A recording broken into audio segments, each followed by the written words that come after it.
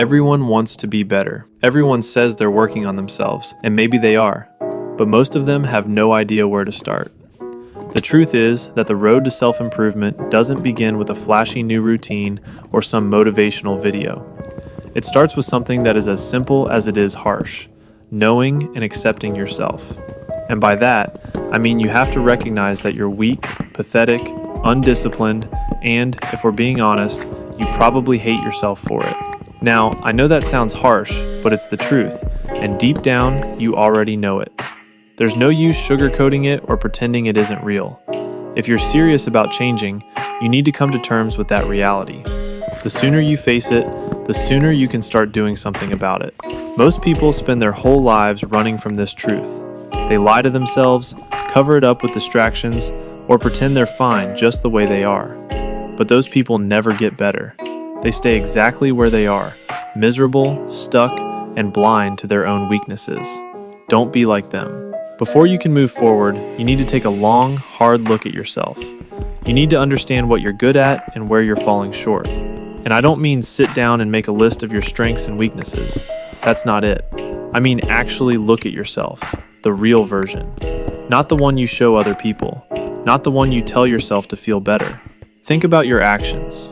Every decision you make, every habit you fall into, every choice that feels too small to matter, they all add up to who you are.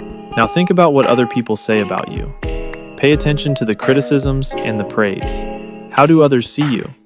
I'm not saying their opinion is everything, but more often than not, their view of you is a reflection of how you treat them. If people think you're lazy or unreliable, there's probably a reason for that. They see you in ways you can't see yourself. So use that information, take it in, and look at the patterns. But, and this is crucial, you can't let the opinions of others define you. Their opinions are just data points. They're tools you can use to understand yourself better. You might be a lazy piece of crap today, but that doesn't mean you have to be one tomorrow. What matters most is how you see yourself. Ask yourself who you want to be. What kind of man do you want to be? If you don't have a clear answer, you're not ready to move forward. You need to have that goal, that image of the person you're striving to become. Otherwise, you're just spinning your wheels. Once you've got a clear picture of who you are, you need to accept it. This is the part most people skip. They don't want to face the ugly parts of themselves, so they ignore them or make excuses. That won't get you anywhere. You need to accept yourself as you are, right now, today. Yes, you're weak. Yes, you're undisciplined. Yes, you probably hate who you've become. But here's the thing, that's okay. Accepting yourself doesn't mean giving up or settling for less. It just means you're acknowledging where you're starting from. If you don't do that, you'll never know what needs to change. You'll be wandering in the dark, trying to fix problems you haven't even identified. And worse, you'll be too hard on yourself. You'll get frustrated and burned out because you'll expect yourself to be something you're not yet. When you accept who you are, you can see the path forward more clearly. You'll understand that change is possible, but it won't happen overnight. You'll be able to start improving without constantly beating yourself up over every little mistake. Because let's be real, you're going to screw up a lot. That's just part of the process. The key is to accept that fact and keep moving forward. Now here's where most people get it wrong. They think self-improvement is about making drastic changes. They try to overhaul their whole life in one shot. They come up with elaborate plans, quit everything cold turkey, or dive headfirst into a new lifestyle. And what happens? They burn out. They fail. And before they know it, they're back to being the same lazy, undisciplined mess they were before. That's not how this works. You need to start small. You're undisciplined, remember? If you try to take on too much at once, you'll crumble. It's like trying to run a marathon when you can't even make it around the block. You need to build yourself up slowly, one step at a time. Start by becoming aware of your bad habits. Pay attention to the things you do that hold you back. Maybe you spend too much time scrolling through your phone, procrastinating instead of getting things done. Maybe you stay up too late and waste half the day sleeping in. Whatever it is, identify it.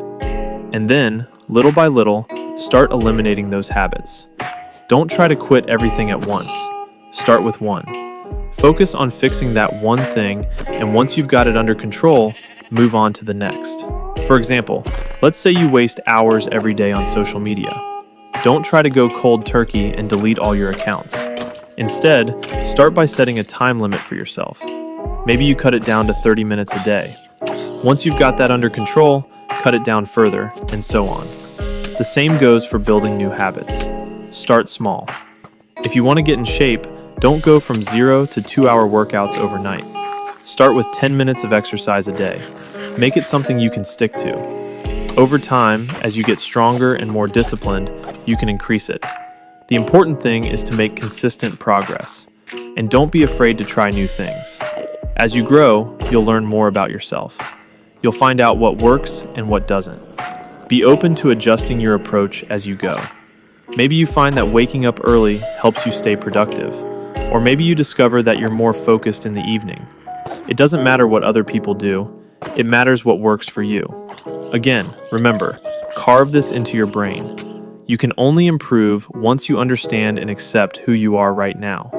You have to face the fact that you're not where you want to be, and that's okay.